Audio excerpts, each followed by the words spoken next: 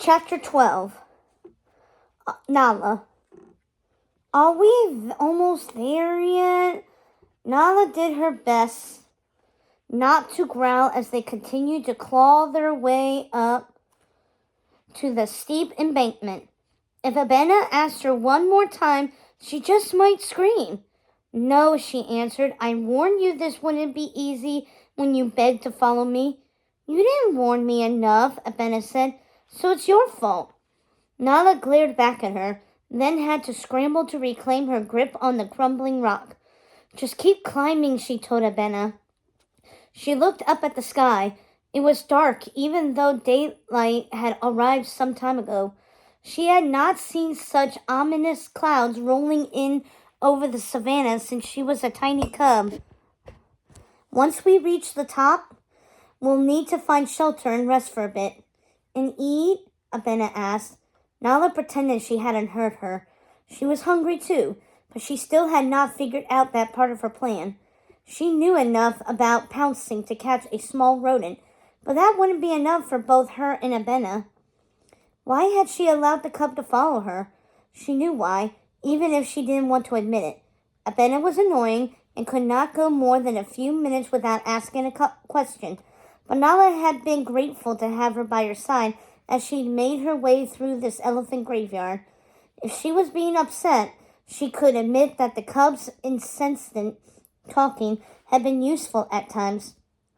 Answering her many questions had given Nala something else to focus on instead of the creepiness of the Shadowlands. Not for the first time, Nala questioned the wisdom of making this journey without the aid of an older, more experienced lioness.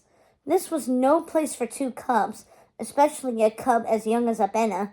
Why hadn't she thought to share her suspicions with Sefu?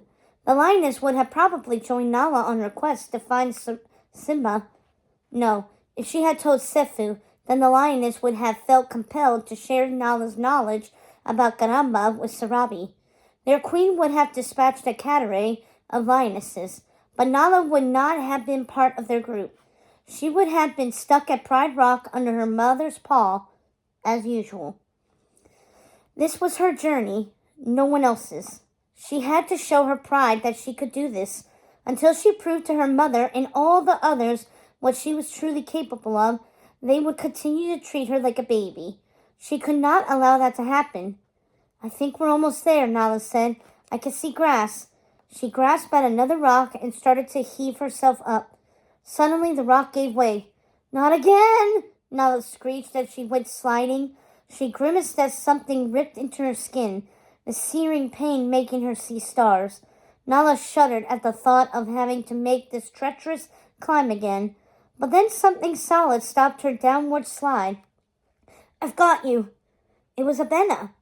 Well, it was Abena's head. The cub had bent her head in a way that provided a ledge for Nala to balance on. Wait, let me grab hold of this rock, Nala said. She stretched as far as she could, using her claws to grip the rough surface. With another heave, she was off Abena's head and back on track. Nala clawed her way up until she reached the grassy ledge. She turned and immediately dropped to her belly, reaching down so that she could grab onto Abena and help her up. Wow. Her side still burned, but she did her best to ignore the pain. Come on, Nala said. She repeated the cub's words back to her. I've got you. Nala grasped her paw, and with a mighty roar, heaved the smaller cub up and onto the ledge. We did it, Abena cheered. We made it. Yes, we did, Nala said. She looked back towards the murky bowl of skeletons and geysers that they'd just traversed.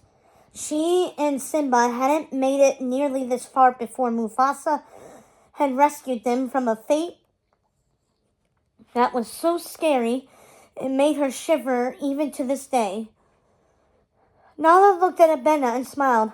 We made it. We really made it through the elephant graveyard. There's nothing to stop me now. I'm going to get to Garamba. Abena frowned. What's a Garamba? Nala's muscles tensed. How could she have been so careless? Wait, isn't that the jungle? Abena asked.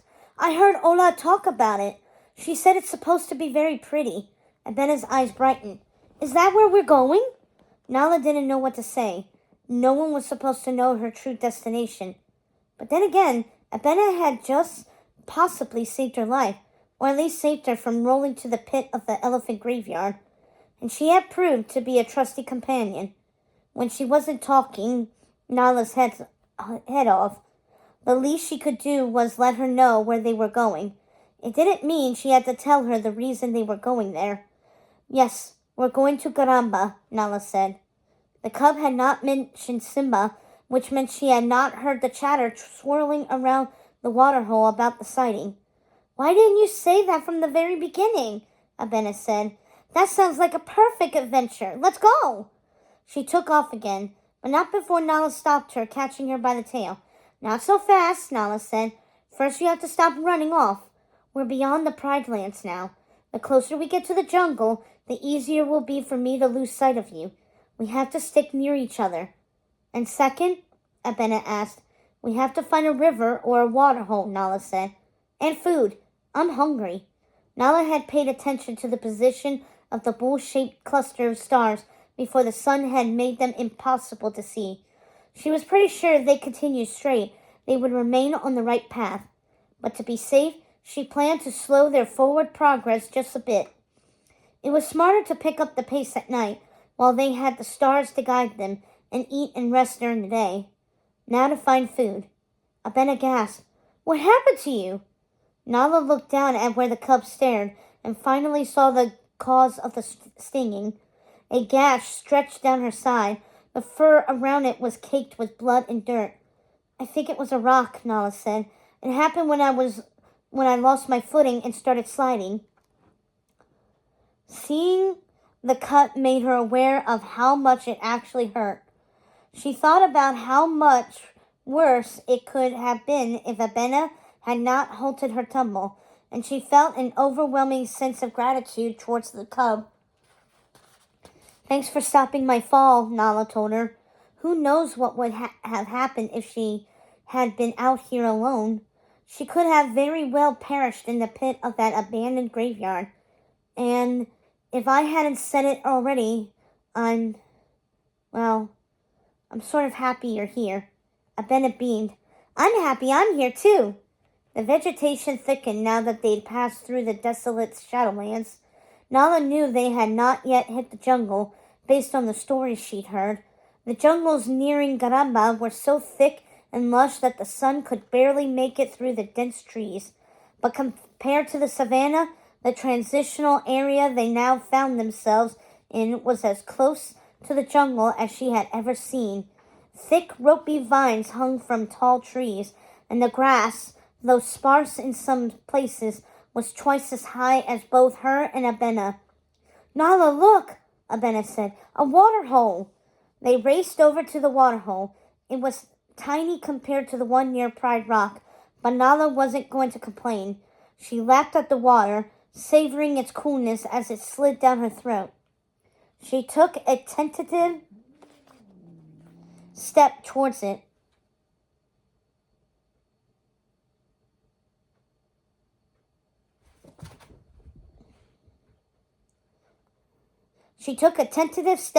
Forward into it, being careful not to slip. Then she submerged herself up to her chin, hissing when the water made contact with the scrape on her side. But then the stinging dulled, replaced by a throb that was still unpleasant but better than before. Psst! Nala! Abena whispered. Over there! Nala looked to where the young cub gestured. Two dik-diks were grazing on a patch of grass, their tiny horns and ears pointing upwards. We can corner them, Abena said. A wave of panic crashed over her, but Nala did her best to curb it. She could do this. The dik-diks were small. They should be easy enough to capture. Okay, Nala whispered back, climbing out of the water. A nervous energy swelled in her bloodstream as she dropped low to the ground and crept towards the two dwarf antelope. Slow and steady. She might not know much when it came to hunting, but she knew a slow and steady approach was key to gaining the upper paw on her prey. She also knew that one wrong move, even a slight one, could ruin an entire hunt, which was why her heart pounded in her chest. "Stay calm," Nala chastised. She peered over at Abena and noticed the look of concentration on the young cub's face. All her focus was directed at the dik-diks.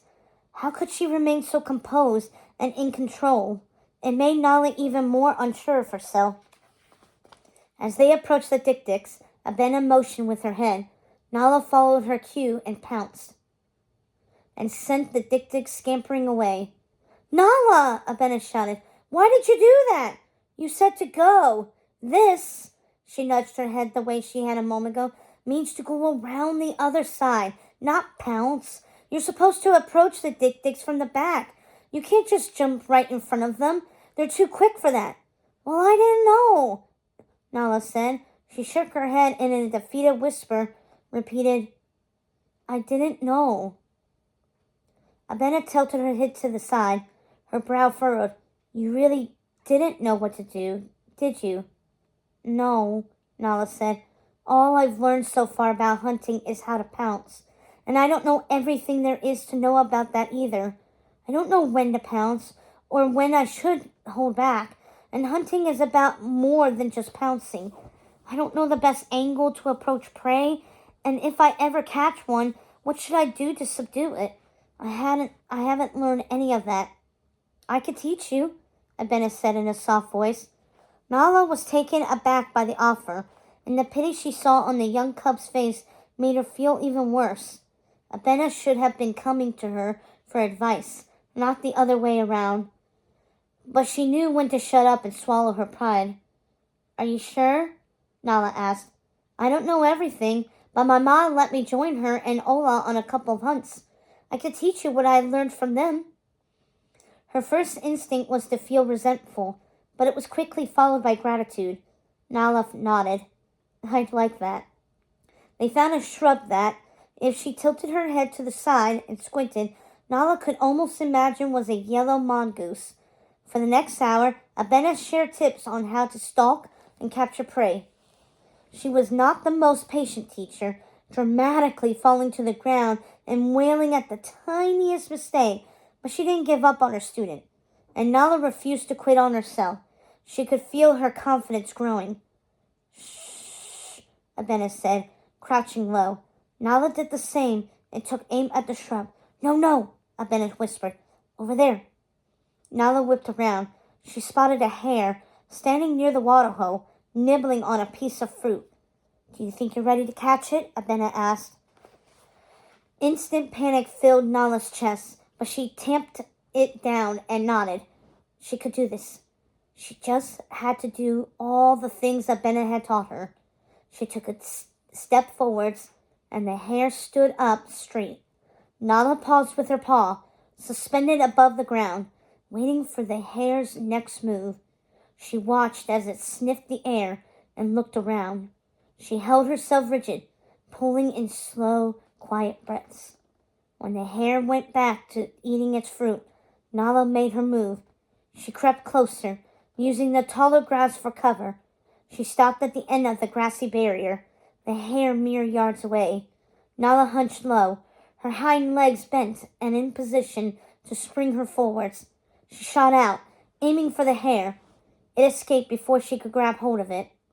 Nala didn't know if she wanted to growl or cry. She had done everything right. How had the hare managed to get away? Had it hurt her? Was she breathing too hard? Had she pounced too slowly? "It isn't your fault, you know," Abena said, coming up beside her. "It takes practice." Nala tried not to feel defeated. Abena was right. It did take practice. This was why the lionesses started taking cubs on hunts when they were still very young. If that wildebeest stampede had never happened, if Simba were still at Pride Rock and things were as they should be, Nala would be hunting baby antelope and aardvarks and maybe even caracals. She had to find Simba and bring him back. If he was still alive, that is. Nala had known even before she set out on this mission that it was very likely the lion spotted in Gramba was not Simba, but the tiny chance that it was him kept her going. I'm sorry I couldn't catch the hare, Nala said to Abena. I know you're hungry. That's okay. I saw another one on the other side of the water hole, she said. She headed off in that direction. When Nala started to follow, Abena put her paw on her shoulder and said, Let me do this.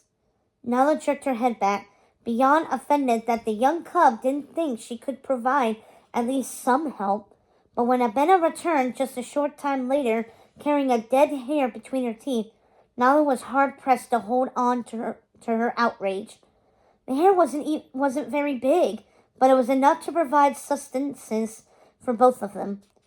Thanks for this, Nala said as she finished up the last bites of food. It's no problem, Abena said. I like hunting. I can't wait until I'm big enough to go on hunts with Ola, Litiwe, and all the others. They always come back with the best stories. Yeah, I know, Nala said. She had suffered through enough of their stories to know exactly what she was missing out on. Not only was she not learning basic skills as she desperately needed to survive, but she was also missing out on developing the close friendships it took to feel as if one were truly a member of the pride. Her own mother shared that sisterhood with the older lionesses, yet it didn't seem to matter to her that Nala was quickly becoming an outcast among her peers. It's too bad your mom thinks you're still a baby, Abena said. She does not, Nala lied. That's what Ola and Kahina both say. It's okay. My mom thinks I'm still a baby too. But you are a baby. I am not, Abena said. You're younger than I am, Nala pointed out. It doesn't mean I'm a baby. I hunt better than you do. She had her there. But just because the younger cub was a better hunter, it didn't mean she and Nala were equals. You're still a baby compared to me, Nala said with a shrug. As a junior cub, I have to answer to the older lionesses like Sefu and Keto. And they have to answer to the lionesses who have been around even longer than they have, like Thandi and your mother. And they all have to answer to Srabi. As the youngest member of the Pride, you have to answer to, well, everyone. That's just the way things are. Well, I don't like it, Abena said. It's not my fault that I'm the youngest member of the Pride. It's not fair, Abena huffed and turned. She began marching back towards the small waterhole. Don't get mad, Nala called. You won't be the youngest for long. Oli will have her cub soon. It's not fair, was Abena's reply. She continued her march, indignantly stomping, right into a mud pit. Nala raced to the puddle. It was the size of a hippo. The grass surrounding it was so high that she had not seen this muddy hazard lurking either.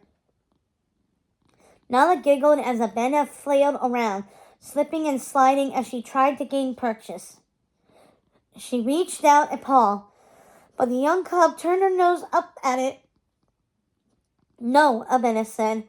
I don't need your help. I'll get out on my own. Fine, Nala shrugged and sat back on her hind legs, preparing to enjoy the show. But then she heard a low rumble, and a moment later she felt a tremor underfoot. What is that? Abena asked. Shh, Nala said. The sound grew louder, and the earth began to shake in earnest. Nala looked to Abena, whose eyes were wide. It seemed to register with the cub at the same time it did with Nala. They both screamed, Elephant Stampede!